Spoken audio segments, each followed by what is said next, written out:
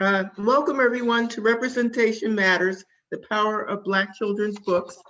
Baltimore native David C. Miller has received international acclaim for Dare to be King, What If the Prince Lives? A survival workbook for African American males, a thought-provoking 52-week curriculum teaching adolescent males how to survive and thrive in toxic environments.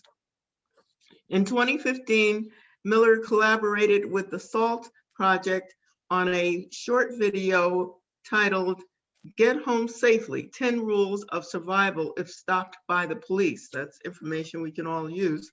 The groundbreaking video outlines steps for navigating police encounters, and it was nominated for an Emmy and has been featured by the BBC, NPR, CNN, MSNBC, PBS, Huffington Post, and hundreds of other media outlets.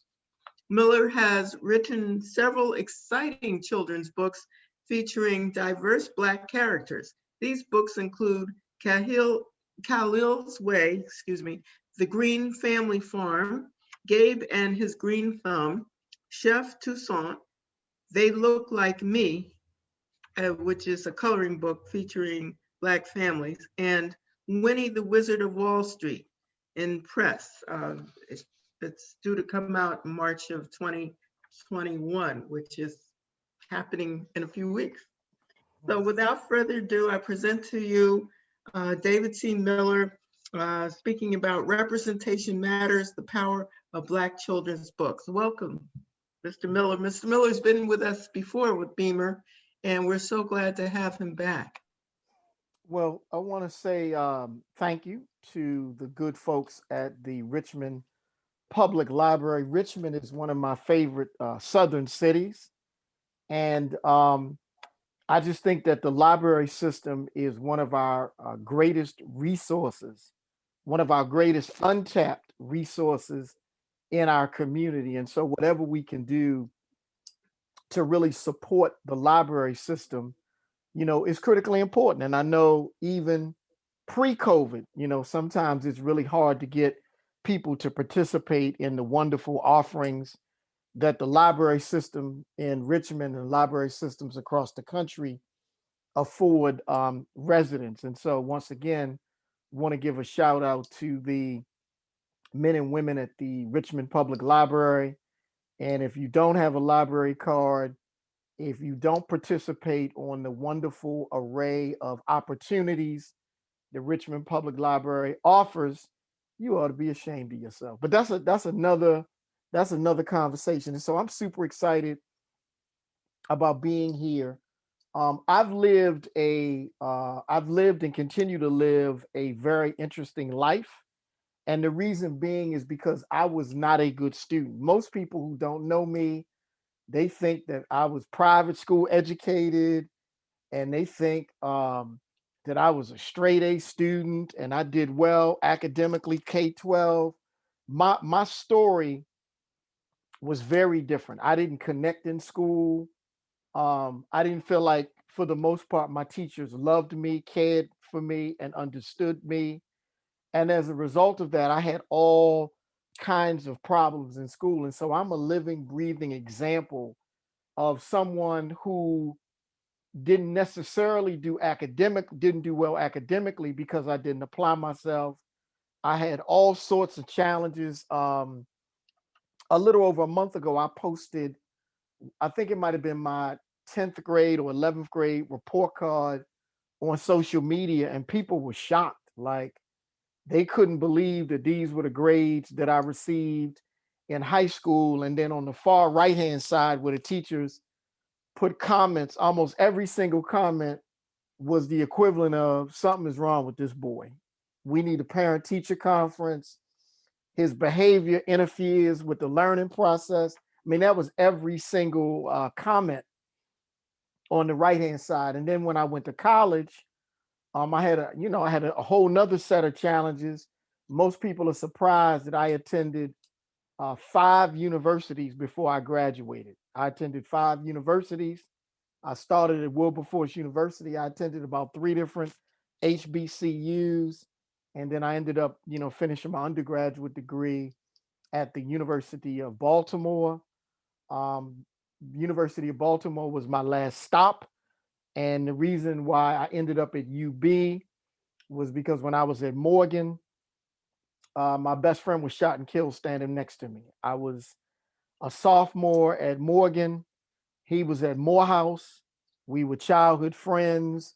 We dreamed of he was going to be the mayor of Baltimore, and I was going to be the public defender. And so we had, major dreams, aspirations, and goals. But he was actually, gunned down in front of me. I looked the guy right in his eye when he pulled the trigger. And so, that's sort of an abbreviated version of who I am. And I started really getting into the children's books because even though I wasn't a great student, I had a love for reading. And in Baltimore, we had the Enoch Pratt free library service. My parents got me into the library early on. And so when I started having children in later years, I was really blown away by the lack of representation of children's books, particularly by Black and Brown authors in bookstores outside of, going to a Black owned bookstore. When you went to Barnes and Nobles and some of the other big box bookstores, there was always a little small section that was highlighted during the month of February, but was always disappointed by the lack of images in bookstores. And so what I'm going to do is I am going to share some slides. I'm going to kind of go through them just to really set tone and context for the remarks and just to really help you guys understand the power of Black children's books and the power of Black publishing, because the publishing industry, particularly the children's book the children's book industry, is like the record industry. It is definitely controlled by people who do not look like us. And so what I'm going to do is I'm going to share a bunch of slides. I'm going to whiz through a lot of them. Again, just to provide tone and context for you to understand the power of children's books. I really want to take questions. And then I also have some recommendations for parents, for librarians, for school leaders. And, there's just a whole lot that I didn't put in this presentation because we only have an hour, and I really wanted to make sure that we left enough time for questions and comments. And so I would be remiss if I didn't provide just a slice from a historical standpoint, really looking at some of the images really coming out of the antebellum South, really some of those images that were really created, really doing Reconstruction. Most people are very familiar with good old Abraham Lincoln signing the Emancipation Proclamation, but we don't realize many times the assault on the Black psyche, particularly when it came to art, music, entertainment, and visual representations. And so these are 4 books. I could have highlighted 24 books that give you a sense of the kind of propaganda during Reconstruction, because the question for white folks was, what we going to do with all of these free Black people, right? And so one of the things that they created, and I could give you just a whole history lesson, they created many caricatures which illustrated Black people with having exaggerated lips, very bugged eyes. Oftentimes you would see a half-eaten piece of watermelon on the ground. And these were some of the exaggerated caricatures that were used to continue to perpetuate this myth that Black people were out of control and that something needed to be done to us and with us, that we were a group of people that could not govern ourselves. And so when you begin to think about the propaganda, sadly, we still see in 2020, 2021, we still see Black children's books, not as much as we've seen in previous years, with children, Black children with these really bugged out eyes, these really exaggerated eyes, very, very red lips, watermelon, a slice of half-eaten watermelon is on the ground. And then when you looked at images of Black men, some of you may remember the silent movie Birth of a Nation, which was done by a white actor in blackface. The message was that Black men would hunt and rape white women, that many of those earlier images, every Black man had a razor because Black men were violent. And so these were some of the dominant images that we saw coming out of or during Reconstruction. When we really drill down and look at the data, there really is no diversity in children's book publishing. And I'm actually going to show you a chart that was developed. I think it was at the University of Wisconsin. There's a group every year, every couple of years, that really provides a infographic to give us a better understanding of the publishing industry, how many children's books are published by Black people, Black, Brown, Native American. Even there's some other infographics that really look at disability, the number of children's books that are published for children with disabilities. I get so many calls from Black parents who have a child that has autism or Asperger or somewhere on the spectrum, and they're looking for Black children's books. But one of the things that I want to make very clear to you, in 2018, 27% of the children's books published. And when we talk about published, we're talking about coming out of mainstream publishing houses or traditional publishing houses. 27% of those books featured animals or inanimate objects. So there were more children's books published by Scholastic, by Random House, and HarperCollins and some of these other major publishing companies. There were more children's books published with animals or inanimate objects or characters than there were of all of the children's books produced by minorities, Asians, Black folks, Native American folks, and Latino folks. And I just want that to sort of marinate for a minute, that there were more children's books published in 2018 dealing with animals and inanimate objects than there were books when you think about all of the different minorities. And so just think about that for a second. And so here's the actual infographic. So this is 2018.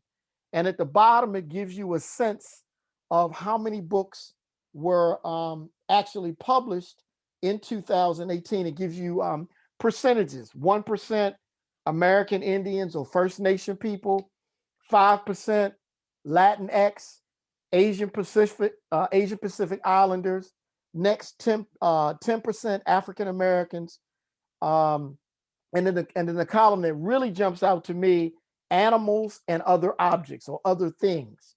And then of course we know books published about white children, white families, and white people. So again, when you add the Asian books, the Latinx books, and the American Indian books, and the African American books, when you put those four categories combined, they only represent 23% of the books published in 2018. And so, ladies and gentlemen, this provides really a context for understanding why this particular presentation is so important. And again, I'm going to whiz through a lot of this content because I don't really want to overwhelm anybody. And so what I decided to do, even though my presentation is about Black children's books, I would be remiss if I also didn't really look at Latinx, Asian, Native American, because the underrepresentation is even greater. And at the same time, we're all people of color. We may consider ourselves Black, but we're still people of color. And these are some of the deeper questions that we want folks to really begin to think about, particularly if you work in a school, if you work with children, if you work in a library. Why are we still giving preference to white authors versus telling more diverse stories or showcasing more diverse stories. One of my favorite books on this illustration, I decided to highlight David's Dollar. And this is written by a poet, a spoken word artist out of Northern Virginia. And he's a Muslim. And so he wanted to create a book that would really appeal to Muslim children and Muslim families. And so how often do you even find a book representing the lives and the stories and the representations of Black Muslims in America, which represent a large and a growing percentage of the population? And then when you think about, Islam globally, right, and all of the Muslims that live in the United States, again, you're talking about a population that is grossly underrepresented. And even our Latinx brothers and sisters, there's just some amazing books, a little bit more harder to find. And then when we start talking about Native American books, Asian books, huge gaps in terms of equity and representation. And so I think that we need to begin to put more pressure on some of the larger publishing houses, as well as putting more pressure on some of the larger, book companies that we tend to support. And so here's where the rubber meets the road. 80% of all of the people that call all of the shots in the children's book industry are basically white. Editors, illustrators, people who handle all of the marketing, and then you think about the reviewers. When you think about African American agents in the children's book space, very, very, very small number of African Americans have the power to greenlight a book contract at a major publishing house. So, people always want to talk about diversity during the month of February. We talk a lot about Black Lives Matter, but I just think it's time for us to put a lot more pressure on industries that are producing content. Because again, if you think about this particular illustration or graphic or handout slide, 80% of the shot callers, illustrators, authors, editors, executives, and reviewers are white. And so this tells a deeper story in terms of what's happening in the children's book industry. I don't know how many of you are familiar with George Washington, A Birthday Cake for George Washington. This was actually a book that was illustrated by Vanessa Brantley Newton, an African-American illustrator, very, very dynamic illustrator.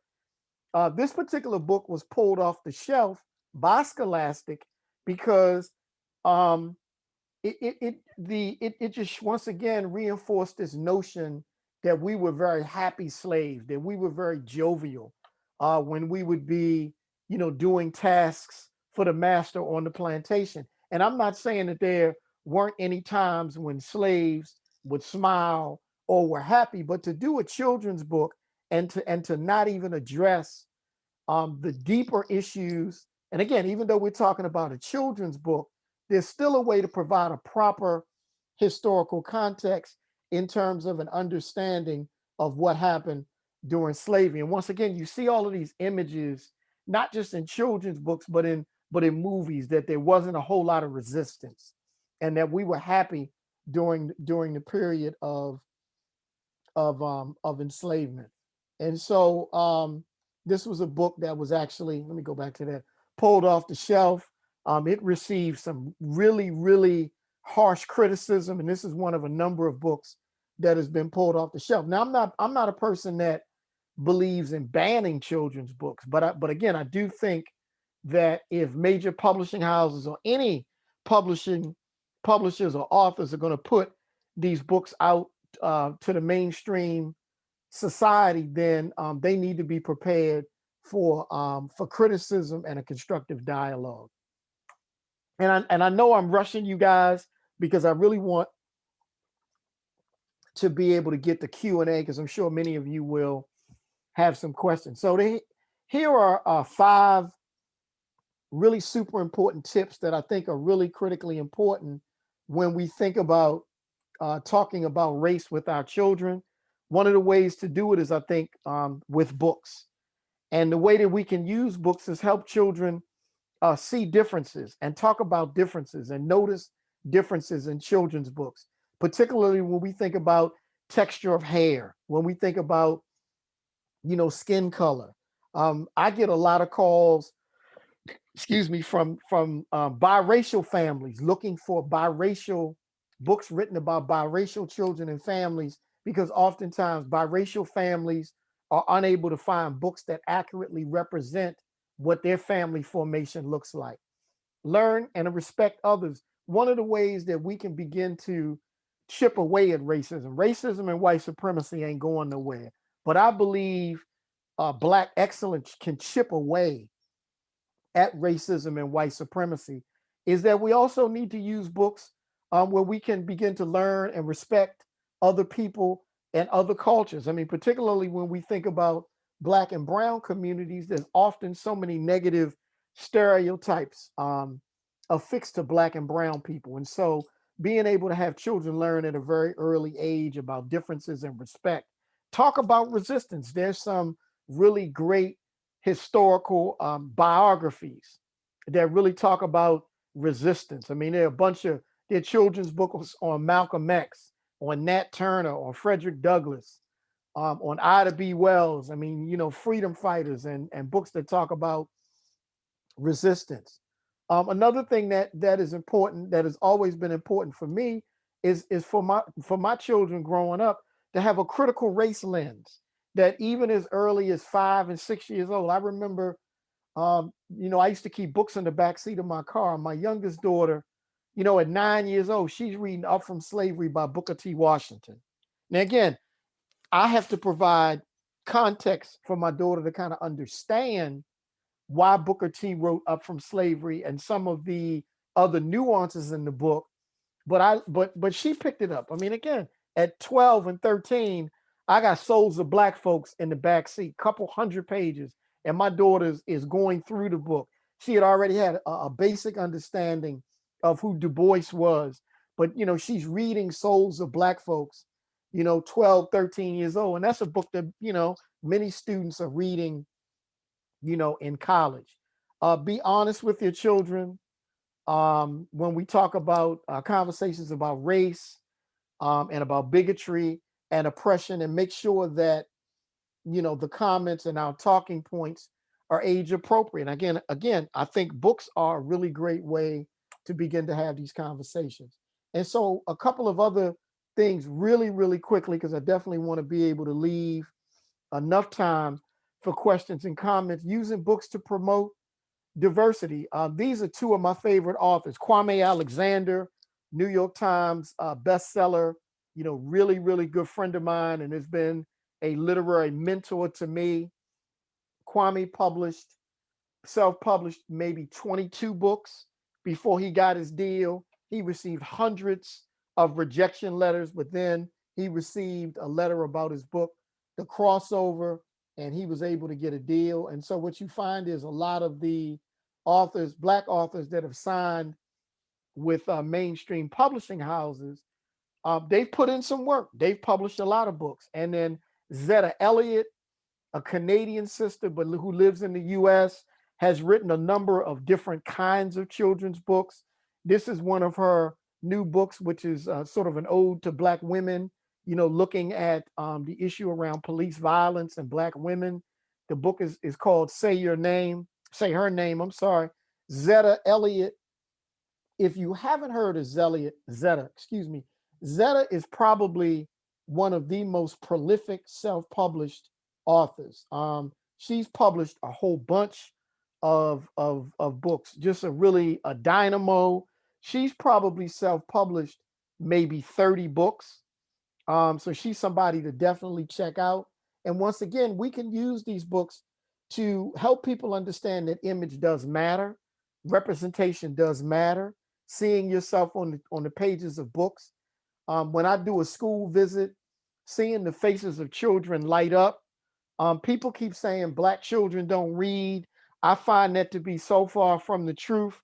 A lot of times I'm usually in the hood, in different hoods in different cities, particularly pre-COVID. And I always have my book bag. Anybody who knows me knows that I travel with a book bag. And a lot of times I'm in the hood and I'm just passing out books to children and they looking at me like, wow, you wrote that book? And I say, yo, look, promise me you'll read the book, or I'll talk to mom or dad or grandma. Promise me, you'll read the book. And since, so many people have like Instagram pages, I'll tell mom or dad, yo, just hit me up on Instagram and we'll chop it up about the book. And so this notion that Black children don't want to read, I don't believe it. I think too often we're not necessarily giving Black children books that they want to read. Excuse me. Reading builds community. We get a chance to support very dope, marginalized writers who many people have never even heard of. Many people have never even heard of. And so just some really, really dope writers and illustrators who don't get the kind of recognition that they need. And once again, books can challenge racial stereotypes and and address misrepresentations. Super, super important. When I tried to publish one of my first books, Khalil's Way, New York Times bestselling author and good friend of mine, Jerry Craft, illustrated the book. Before I connected with Jerry, I reached out to a couple publishing companies because I thought it was a great story. 11-year-old African-American male, living in New Orleans. He can do college level math and he's only 11 years old. I couldn't do college level math when I was in college, right? So he's a math genius at 11. He's a chess guru. So everywhere he goes, he has his chessboard. But he's got ADHD. He's got severe food allergies. And our young brother's Khalil is being picked on in school because he's so smart, because he has ADHD, and because of the food allergies. And I was told by publishing companies, Black boys don't read. I published a book myself and have sold 30,000 copies, which is a testament that people want the books.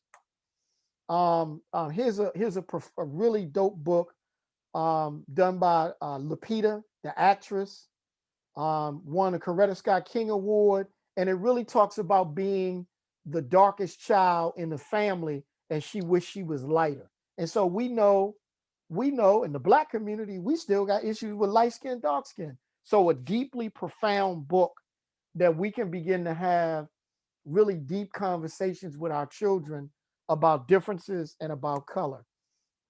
Some of you guys are familiar with Ibrahim Kendi's book, The Anti-Racist Baby. Great book for families to really begin to talk about race, and for mom and dad who are raising children to have some deeper conversations about race. And so, ladies and gentlemen, as I wind down and going to be taking some questions, there are just some amazing children's books. The brother Matthew Cherry, when he published a book and he did a short documentary about doing his daughter's hair. This is another book that went viral. Because once again, when you look at how Black fathers are represented in the literature and in the general society, again, deeply powerful book. The King of Kindergarten, which is another really, really good friend of mine, Derek Barnes. Derek Barnes published a number of self-published books before he got a deal. Both Jerry and Derek and Kwame are Newbery Award winners, Coretta Scott King Award winners. Jerry Craft has the hottest graphic novels out right now. He has 2 graphic novels. Jada Jones, about a little girl who wants to be a scientist, by Kelly Starling Lyons. Kelly's been in the game for a long time. And so, ladies and gentlemen, they're just some flat out amazing books out here that we need to connect our children to, and we need to purchase the books. And again, here's a picture of Derek. At the bottom, that's Jerry Craft in the black and white picture. Upper right-hand corner, Jacqueline Woodson, who again is doing some major work, and that's an image of Kwame Alexander. Matt De La Pena is a Latino writer, but won a Newbery Award my all-time favorite folks in the world, Wade and Cheryl Hudson, Just Us Books up in New Jersey. They probably have the largest collection of Black children's books.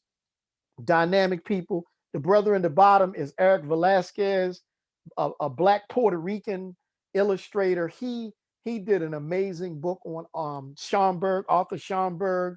Many of my librarians are familiar with the Schomburg Library in New York City. And he also did a book on Ruth Bader Ginsburg, just a dynamic illustrator. And that's an image of Zeta. Couple resources, Just Us Books, Lee and Low. Lee and Low was an Asian company that started because Lee and Low didn't see themselves represented in children's books. So they have a very diverse platform, and they also do a contest every year for first-time authors. The Brown Book, Helping Kids Rise. If anyone reaches out to me, you can reach out to me via Instagram, send me your email address. I'll send you the PowerPoint. A couple ways we can support Black authors. Oprah has a website with probably about 125 Black bookstores across the country. Sadly, in the last 10 years, we've probably lost 50% of Black bookstores. So we need to support Black bookstores, buy books from authors. We spend, a lot of times, Black folks spend more money in Starbucks than they do with Black authors, right? In order for us to continue to write books, for our community, we need for folks to buy books. And here's just two books, Tay Diggs, and here's a book about Katherine Johnson. Many of you saw the movie. Purchase books, follow Black authors on Instagram, Facebook, Twitter, and I'm also on Clubhouse doing some stuff around Black children's books. Encourage your local library to purchase books, petition your schools. Really quickly, I'm just going to highlight two of my most recent books. Relatively recent. Gabe His Green Thumb came out a little over a year ago. It's a super dope story about a young brother who is able to grow championship size corn, watermelons, onions, peppers, you name it, because he has a magical green thumb. And you see, I got a major endorsement from Alvin Irby. He's actually the founder of Barbershop Books. And then my new book, I would hope that each of you would go out and buy 5 copies and give these 5 copies to 5 young people. This is probably some of my best work. Chef Toussaint is a 9-year-old chef living in Atlanta, Georgia, and his recipes and his food is being featured in restaurants throughout Georgia. He's also been on the Food Network. And so what I do in closing, and we're going to go to Q&A, I write books that teach and help and encourage young people to dream. Too often our children are growing up in zip codes where they never learn how to dream, or they've forgotten how to dream. And so one of my new books, I thought it would be out in March, but it's going to be delayed. It's called Winnie, the Wizard of Wall Street. In most of my books, you'll find that there is a character named after a historical figure. So Chef Toussaint is named after the Haitian revolutionary Toussaint Louverture. In Brooklyn's Finest, one of the lead characters' names is Booker Telephero Washington Greene. And in the new book coming out that is being delayed, Winnie, the Wizard of Wall Street, is really a great book. And that book is about the lead character is named after Winnie Mandela. And so I'm going to shut down. I guess you can put your questions in the chat. Or you can just unmute and you can ask your questions. Thank you so much, David. That was a tremendous presentation. I know I'll be sending you the email asking for the slides. And I really appreciate the work that went into this, the research. It's a lot of information that's very valuable, needs to be spread and utilized for the benefit of our youth. And we'll take questions. who would like to put your question in the chat, please do so. I see Kerwin Phillip has a question. Unmute yourself, Kerwin, and ask your question. Yes, good evening, everyone. Hope everyone is doing well. Hey, David, how's everything? What's up, Kerwin? How you doing, man? I'm good, good, good. So my question is, what book genre do young boys gravitate to? So I think it varies. I think that boys have varying interests. I know that sports is a big draw. I'm working on a book. It's going to be a non-fiction book. That's going to highlight the only African American male who's ever won a medal in the decathlon. And his name was Milt Campbell. Okay. From New Jersey. And so I know that book is going to be a big draw for boys. But I really think that, Kerwin, a lot of it comes down to the presentation of the book. So when young people see Gabe and the Green Thumb, and when they see this gigantic green thumb and this carrot that's almost bigger than this little boy, if I'm at an event, they're dragging their parents over to the table to find out, why is that carrot almost bigger than this little boy, and why is this little boy's thumb so big? When children see my book, Chef Toussaint, and they see the rich illustrations, and they hear that this boy is a master chef and he's only 9 years old. I just did a virtual book event, and I did it in my kitchen. So I'm cooking a little bit, because y'all didn't know I'm a lightweight chef, right? I'm cooking a little bit, and I'm doing the book talk, and the children, we had a chance to go around the room, and all of these little boys, because it's an all-male academy, all of these little boys were just talking about the dishes that they've prepared with their parents, and they are so excited to get the book, right? And so I think, really, Kerwin, a lot of it has to go into the character development. I spend a lot of time on character development. What the young brother or sister is going to look like, the texture of their hair, their eyes, their nose, their hands, how they're dressed, and then who they are as individuals. Mm-hmm. All right, thank you. Thank you. Thank you for that question, Kerwin. We have another question in the chat from Mimi. The question is, what type of books do you think young children need to see? How important is it that parents read or listen to children read? So, and I want to shout out to my cousin Russell. What's up, brother? I am of the opinion that if we don't address the literacy crisis in America, and particularly in Black America, it is going to be extremely difficult for us to do the kind of things that we need to do to reclaim our communities. And I'm gonna give you one example. I just did a project for the Baltimore City Public Schools. It aired on Monday, and they asked me to pull together some Black authors and illustrators that grew up in Baltimore. Before the broadcast, we're talking to the officials, and they were telling us, and I know this to be a national issue. Baltimore, 79,000 students. 63% of the students are not reading on grade level. Mm-hmm. So you do the math, and this is a national issue. 79,000 students in an urban school district. 63% are not reading on grade level.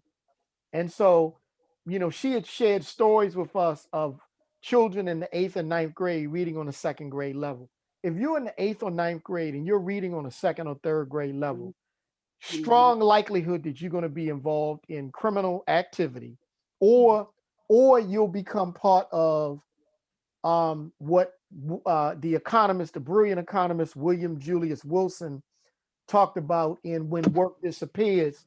You'll be part of the you'll be part of that economy that will be locked into minimum wage. And so I just can you guys mute your line? I just want you to think about that for a moment. School district, 79,000 children, 63% of those children can't read on grade level. And so with the parent piece is we got to start early, we got to start younger. And here's the sad reality. The sad reality is in low income communities, a lot of parents are not buying books. Because a lot of times the books are not a priority. And here's the reason why I say that. People get mad. If your 7-year-old has an $800 iPhone, where are your priorities, right? If you have a 10-year-old and they have on the latest pair of J's, the latest pair of Jordans, and you pay $170 for them, but you don't have any books in the house, something is fundamentally wrong. And so what I'm attempting to do is raise money to give books away. I was able to do it in Jackson, Mississippi through a grant from Kellogg. I flew a bunch of authors down and we were able to give away books to Black males in Jackson, Mississippi. But that's my long-term game to raise the money to give books away. Thank you. We have another question. What books do you recommend to children as mentoring books when parents are unavailable?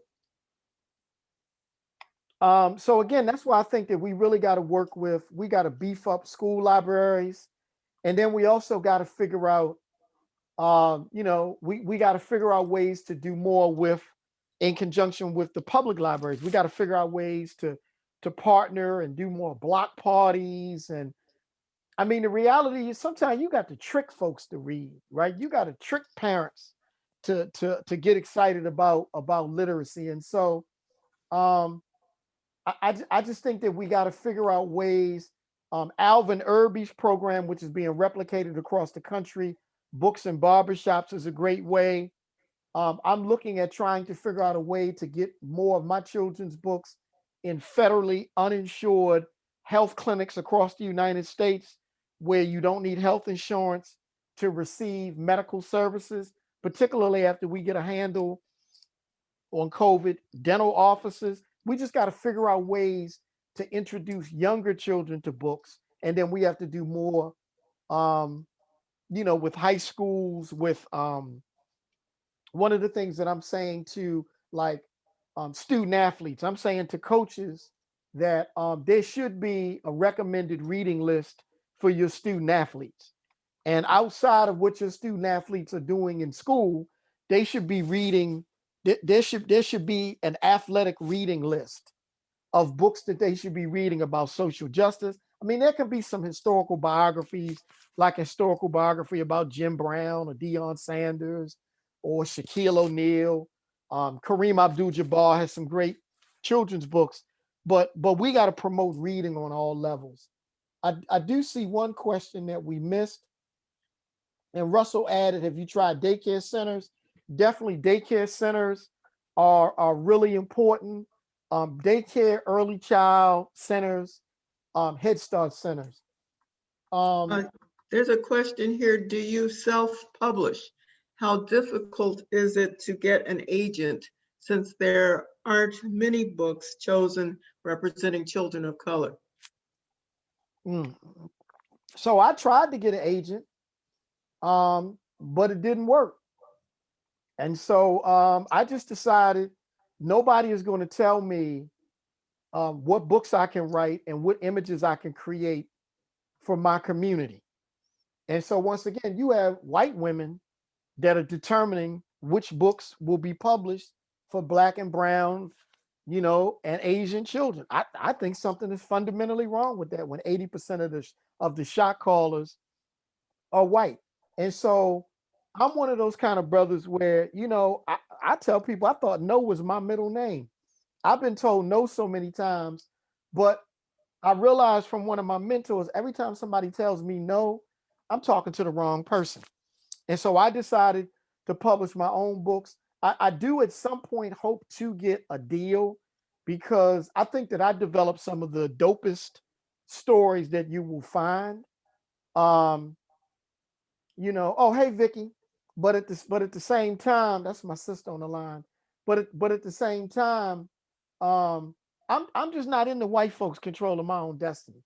Like I remember when I was working at Johns Hopkins School of Public Health, I would tell the white people all the time I was born free, and they would turn red and get mad or whatever the case may be. My parents were not slaves. I'm not a slave.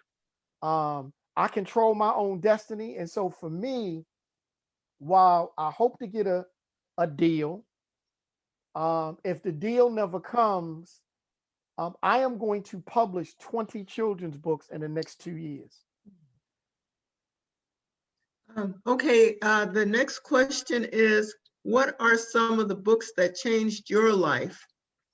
So I am an avid reader, and so the autobiography of Malcolm X saved my life.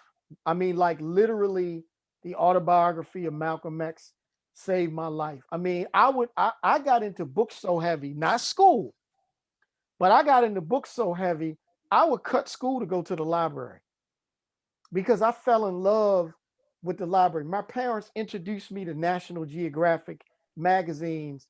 Some of y'all too young. Y'all a young crowd. Y'all don't know about National Geographic magazines. I fell in love with National Geographic magazine. So I knew that I would be a traveler. I knew I would go to Africa, right? I knew I would go to the Middle East because I fell in love with National Geographic magazines. And I have a question. Come on. Oh, I'm sorry, I didn't mean to cut you off. No, I was just saying magazines are really, for reluctant readers, get a subscription in a magazine and have the magazine come to the house. Mm-hmm. Great idea. I have a question. What would it take? I know Kwame Alexander just started a publishing company, and what would it take for, or would it not be advantageous for all the writers of color to get together and start their own publishing company? Is that a feasible idea? It's feasible and it's happening. There's just so many dope authors. Like even Kwame, I'm real good friends with Kwame, but I'm not his only friend, right? And so everybody is trying to really lock into some of the Black imprints, and some of the more recent Black publishing companies. But again, it's going to happen, and I'm gonna get a deal. But I'm gonna tell you something. I'm gonna tell y'all something. Don't tell nobody. This is a secret. I sell more books than most authors that have that have an agent and have a book deal. Mm-hmm. Jerry Kraft will tell you that because I do a lot of books. I do a lot of schools, and I'm always trying to get my books in schools. So while most authors may sell one book here, one book there, I sell bulk. Mm-hmm. Right. I sell bulk. And so while I'm hopeful and prayerful that I'll get a book deal because it will elevate my brand, I'm really clear with white people that I'm not writing books for white children. Now they can read them and I think that they can benefit from it, but my targeted niche is that little boy, that little girl in that zip code who has forgotten how to dream, who is not doing well in school, who hates reading because many of the books that they have been forced to read do not speak to their day-to-day reality. So true, so true. If we have any other questions, please put them in the chat now. And we're just so fortunate to have you with us, David. I plan to make sure that we have at least one copy of each of your books in our system. And I hope that the librarians that are here who represent other systems will do the same. Because these are wonderful books. The illustrations are great. The reading does so much for children. It helps increase their vocabulary. They do better in school if they read. Okay, here's another question. Any advice for aspiring children's book authors? Yeah, build a network. Reach out to me. Reach out to Kerwin. When Kerwin reached out to me about his children's book, even though I was super busy, I couldn't tell the brother no, right? Because I'm trying to build legacy here, right? And so connect to a tribe. If you're on Clubhouse, there are a lot of Clubhouse is one of the newest social media platforms. Every week I probably co-host at least one. Every Tuesday I co-host a room at 2:00 around publishing children's books. I'm doing a webinar tomorrow about getting books into public schools. And so there's a lot of energy around publishing. I see another question around how much it costs. That's an interesting question to answer. And the reason being is it really depends on what you're looking for. So when you look at the detail in Gabe and His Green Thumb, when you look at a lot of other children's books, I'm not going to show you some because people ask me to review books all of the time. I make sure that I find, first of all, I only hire Black illustrators. I will hire a Latino illustrator, an Asian illustrator, Native American illustrator. But so far, I've only hired African American illustrators because they understand how to illustrate African American characters. In order to get it done and do it right, it's an investment. And that's why you should think about, if you are an aspiring children's book author, you should think about it from the perspective of, this is not a hobby, it's a business. On the low end, to do it right, you're talking about anywhere from 3,500 to 5,000. And that would include illustrators, editors, somebody to do your layout. All of that might be included in the fee that the illustrator charges. Get your ISBN number, all of that. But the one thing I will say to you is do your research. Too many people publish books without doing their research. And so I believe all of us got a book in us, whether it's a children's book, an adult book, a poetry book, because that's the legacy of Black folks in America. We've been writing about our story for so long.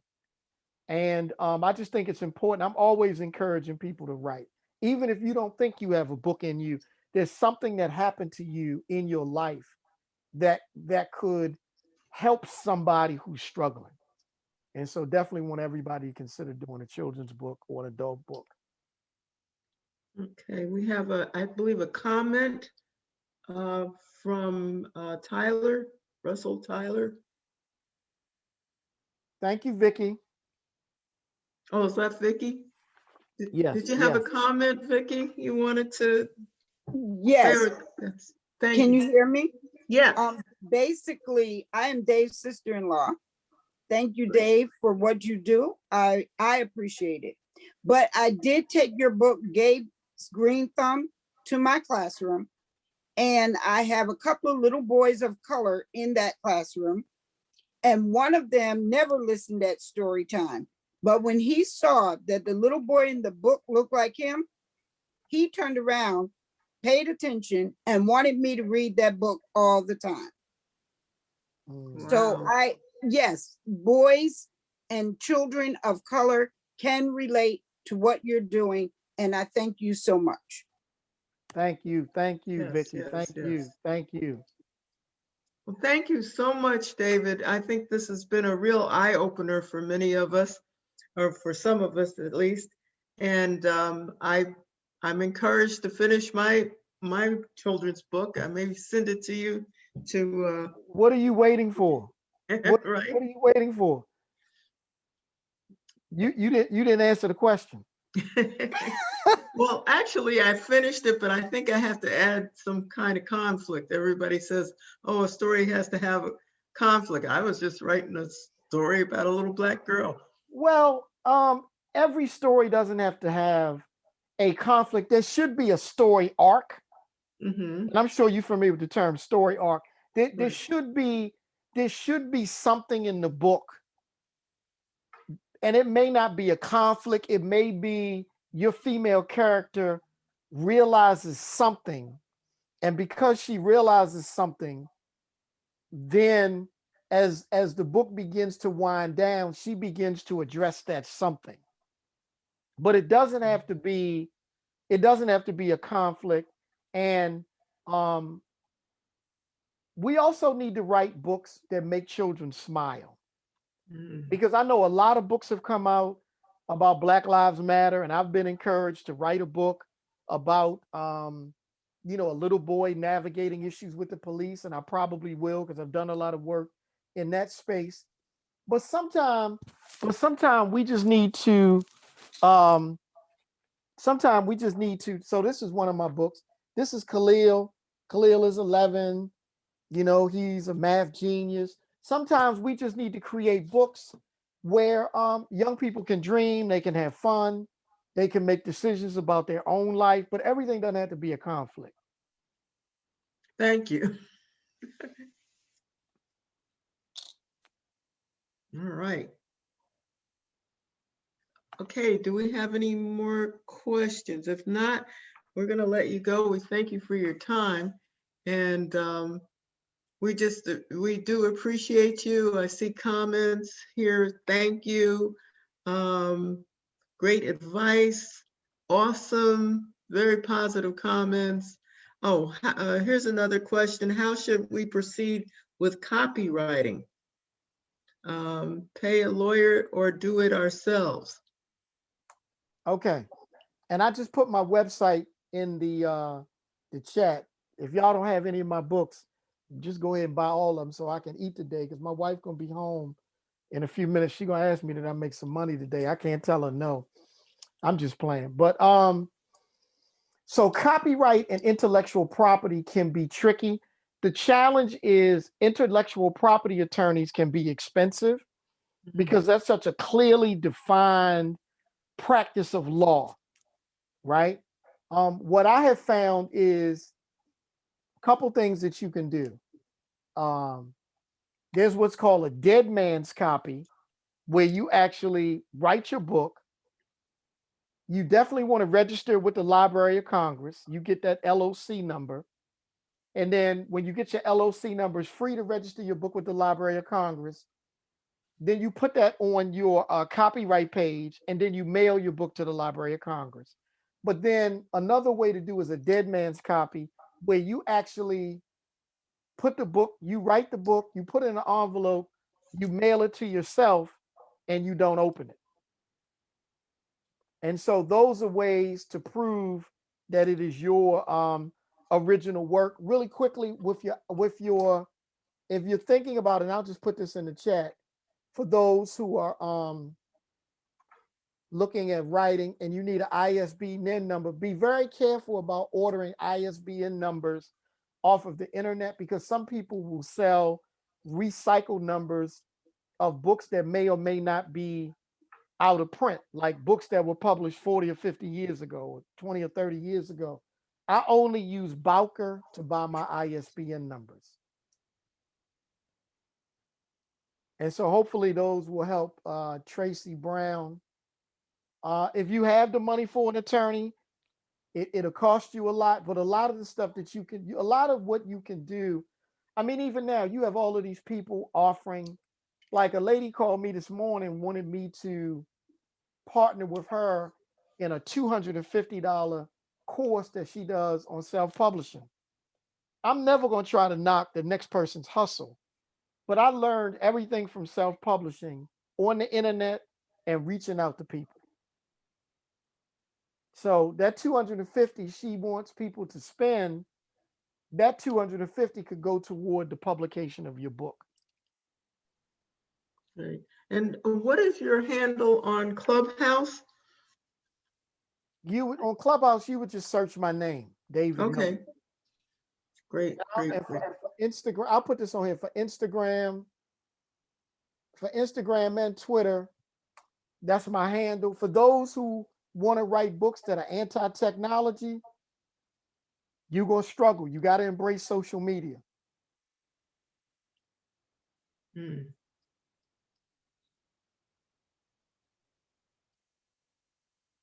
But that's my Instagram and my Twitter handle.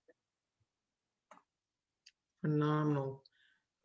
Well, we really have enjoyed you. I know I've learned a lot. I'm going to run right out tomorrow and get my LOC number and proceed. Thank you so much. No more questions in the chat, so we'll let you go. And everybody order some books. Order some books. These are great books. The children will love them. And I will sign them for you.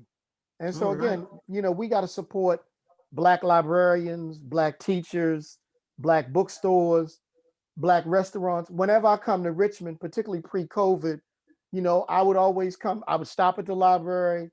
I would stop at the Black-owned restaurants, you know, in Richmond. Actually, Kerwin and myself are going to be. Kerwin, I'm gonna be in Richmond on Saturday. Kerwin, what's the name of the bookstore we're going to be at on Saturday? Oh, we're going to be at the Alegba Folklore Society. They're having a Black author, event where several Black authors, throughout the area will be out, promoting their books, and the Black Author Expo is what it's called. And we're going to be practicing social distancing. Yeah. Yeah. So, come on through. And it's also going to be virtual. So you can, if you want to watch it virtually, check out my Instagram page, Kerwin's Instagram page. You guys miss Kerwin. Kerwin, just really quickly talk a little bit about your book before you go. Yeah. So my book, it came out in January. It's called Malik's First Job, Financial Principles for Teens. Just, a resource that young people can use to, learn key financial principles, because we see a lot of the struggles adults have with money today, and just wanted to provide a resource so kids can have a different future than a lot of us have now. Thanks, man. Thanks a lot. Oh, let me just add, the book is available on my website, maliksfirstjob.com. Also, it's on Amazon, the ebook as well as the paperback. But if you get it from my website, it's definitely, I'll autograph it and mail it out to you.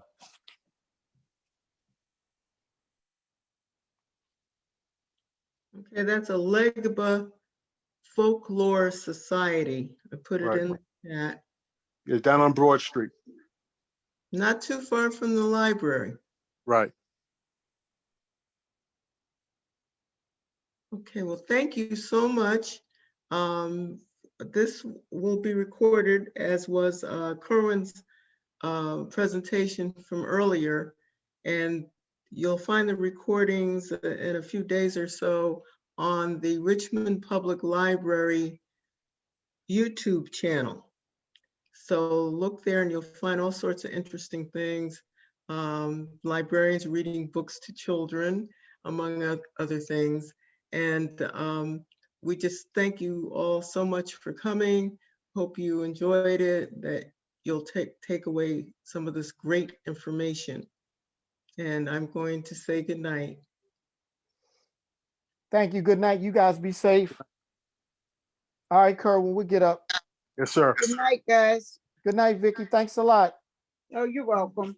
Good night. Nigeria, thank you for coming.